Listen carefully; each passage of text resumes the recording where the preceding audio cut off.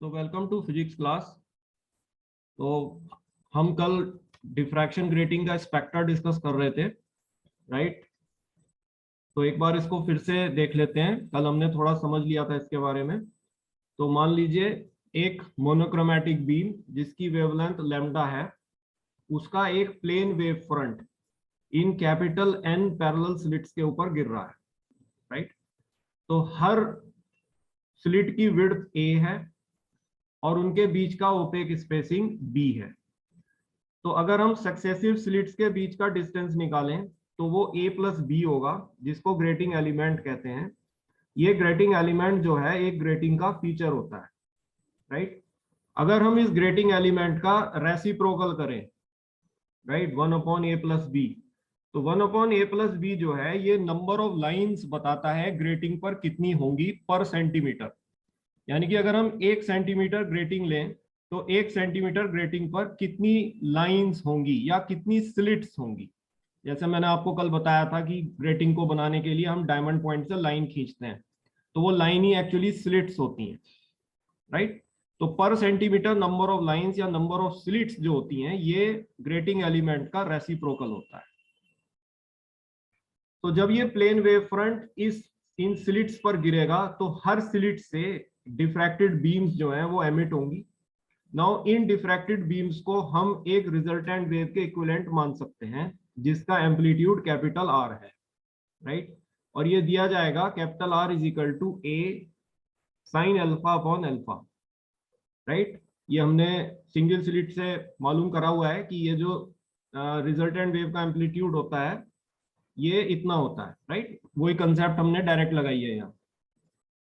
तो अल्फा जो है इसकी वैल्यू होती है पाई अपॉन लैम्डा ए साइन थीटा, राइट। और ये जो कैपिटल ए है ये आर की मैक्सिमम वैल्यू होती है, जो कि एक्चुअली प्रिंसिपल मैक्सिमा का एम्पलीट्यूड है। नाउ ये कैपिटल ए होता है n A, small n into A. तो स्मॉल एन क्या है? ये नंबर ऑफ डिफ्रैक्टेड बीम्स हैं जो कि एक हर स्लिट से एमिट हो रही हैं। सेकेंडरी वेवलेट्स भी हम कह सकते हैं, नंबर ऑफ सेकेंडरी वेवलेट्स और नंबर ऑफ डिफ्रैक्टेड बीम्स जो हर स्लिट से एमिट हो रही हैं, और ए जो है वो स्लिट विड्थ है। तो capital A is N A, और थीटा वो एंगल है जो कि ये डिफ्रैक्टेड बीम्स बना रही हैं। या अब क्योंकि डिफ्रैक्टेड बीम्स को हमने एक रिजल्टेंट वेव के इक्विवेलेंट मान लिया है, तो हम ये कह सकते हैं जो ये रिजल्टेंट वेव बना रही है डायरेक्शन ऑफ इंसिडेंस से, राइट। और इसको एंगल ऑफ डिफ्रैक्शन कहते हैं। क्लियर? नाउ क्योंकि हम capital N parallel slits use कर रहे हैं और हर स्लिट से एक रिजल्टेंट वेव निकल रही है, तो इसलिए हम ये कह सकते हैं कि कैपिटल एन रिजल्टेंट वेव्स निकल रही हैं जिन सबके एम्पलीट्यूड कैपिटल आर हैं, राइट। तो हमने ये नीचे वाले पैराग्राफ में यही बात लिखी है कि all these waves have A amplitude capital are.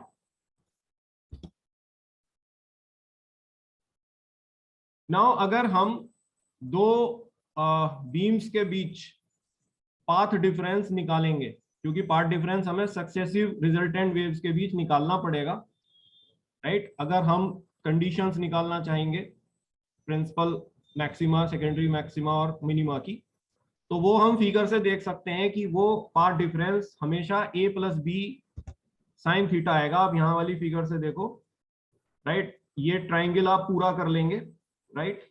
जो मैंने आपको कल वाली फिगर दिखाई थी उसमें ये ट्राइंगल हमारा पूरा था, राइट।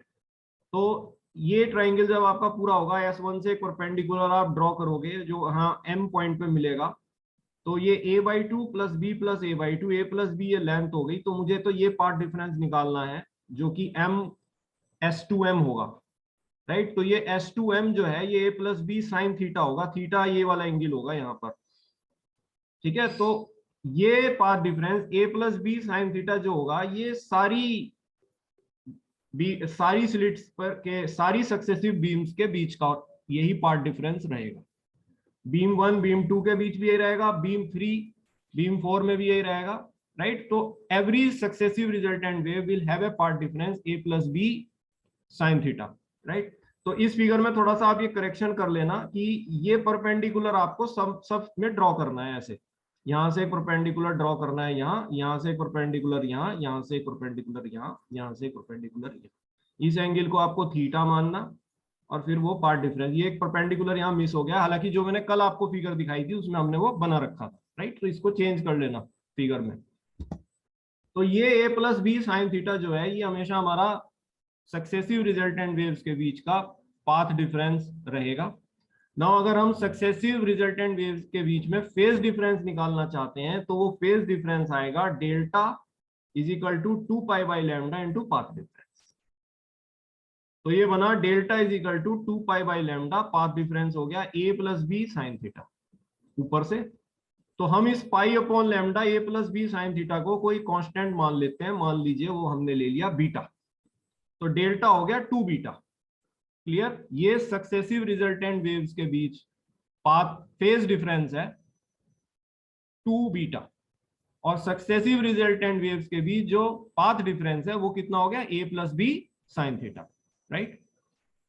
नाउ ये कैपिटल एन रिजल्टेंट वेव जब ट्रेवल करेंगी तो ये आपस में सुपर इम्पोज करेंगी और इनके सुपर इम्पोजिशन से एक और रिजल्टेंट वेव बनेगी जिसका एम्पलीट्यूड कैपिटल आर डैश है, राइट। ये कैपिटल आर डैश स्क्रीन के हर पॉइंट पर चेंज करेगा जिसके कारण हमें डिफ्रैक्शन ग्रेटिंग का स्पेक्ट्रा स्क्रीन पर मिलता है। ये मैंने आपको कल बात बताई थी।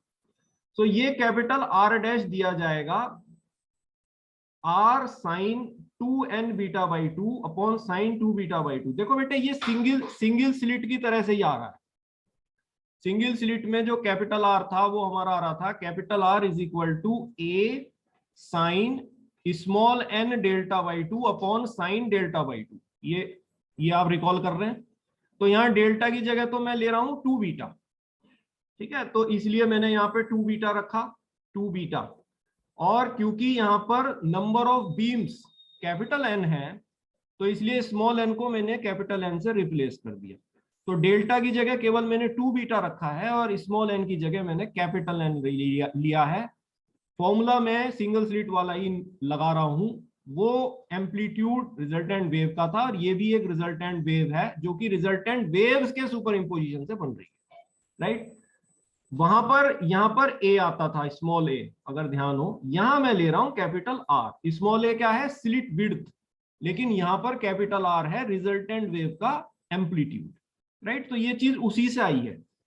तो हम ये 2 से 2 कैंसिल हो गया, ये 2 से ये वाला 2 कैंसिल हो गया, तो ये बना R dash is equal to R sine N beta upon sine beta. Now इस आर को मैं इक्वेशन 1 से लिख सकता हूं A sine alpha upon alpha. अभी मैंने इक्वेशन 1 पीछे आपको दिखाई थी, रिजल्टेंट वेव का एम्पलीट्यूड, राइट। तो ये हमारा बना A sine alpha upon alpha और ये बना sine N beta upon sine beta, ठीक है। तो ये एम्पलीट्यूड आ रहा है रिजल्टेंट वेव का जो कि डिफ्रैक्शन ग्रेटिंग के स्क्रीन पर बन रही है, राइट। नाउ अगर मैं किसी पॉइंट पर इंटेंसिटी निकालना चाहता हूं तो मुझे बेटे इस एम्पलीट्यूड का स्क्वायर करना पड़ेगा। तो मैंने इंटेंसिटी के लिए आर डैश का स्क्वायर किया तो मुझे मिला A square sine square alpha upon into sine square n beta upon sine square beta, squaring कर दिया। तो अब आप ये देख रहे हैं इसमें 2 टर्म्स हमें दिखाई दे रही हैं।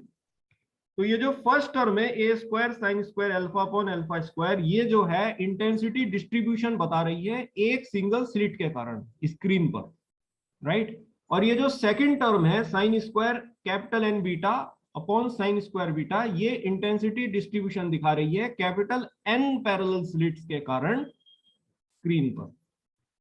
Clear. So this is about the diffraction grating spectra. अब बात करते हैं एब्सेंट स्पेक्ट्रा ग्रेटिंग में क्यों होते हैं, राइट। इस टॉपिक पर मैं बाद में आऊंगा, पहले मैं आपको इसमें एक इंपॉर्टेंट पॉइंट थोड़ा एक्सप्लेन करना चाहता हूं।